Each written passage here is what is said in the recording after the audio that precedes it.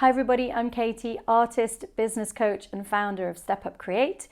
Today I'd like to talk a little bit about the power of storytelling.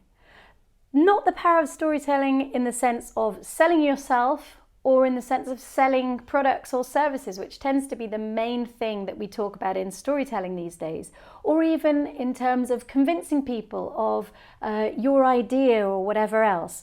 I do teach all of that, but I don't want to talk about that right now.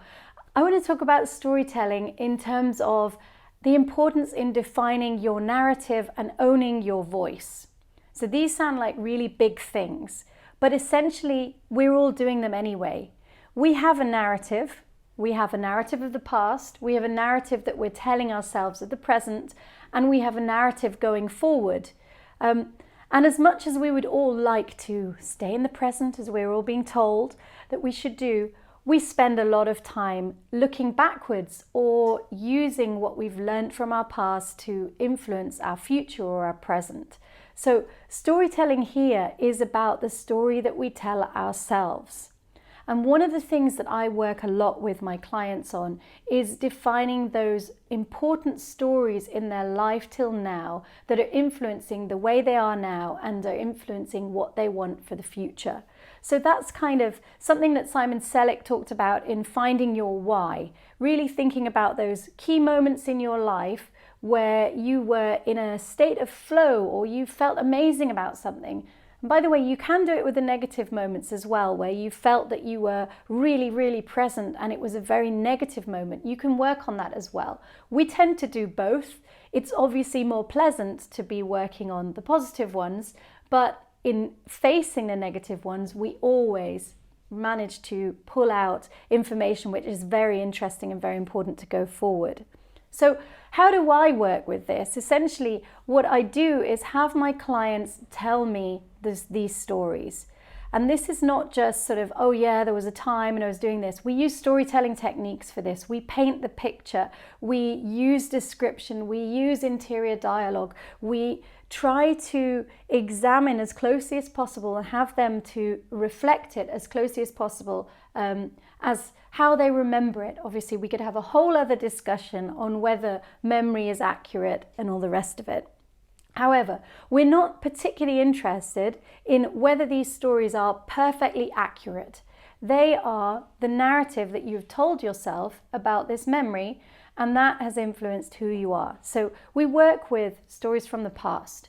We also work with stories from the present, and this is things that you are telling yourself about yourself. What type of person am I? Your characterization. So if at the beginning of a story you think about how the author or the designer or whoever is setting up this character or the different characters, this is how you are setting yourself up at the moment as you walk into the different scenes of your life. So as you walk into these different scenes, what are you telling yourself about your character, and what are you telling yourself about the other characters that you are meeting along the way? And so we work through that, often using some drama techniques, and to really think about how these interactions are working and what this interior dialogue is. And then we work towards the future. So thinking about where you are now and what you want your narrative to be. Now this is also known as story making. So thinking about, how am I going to write my story from here? Let's own it. Let's control it. Let's not think, I don't have any influence, I'll leave it to fate. You do have an influence, and every day you have a chance to change that story. Every day you make choices that influence where you are going to get to on that story. So helping clients to define what they want their story to be as clearly and as authentically as possible through different storytelling techniques. In this case, storytelling in the future. This is more fantasy.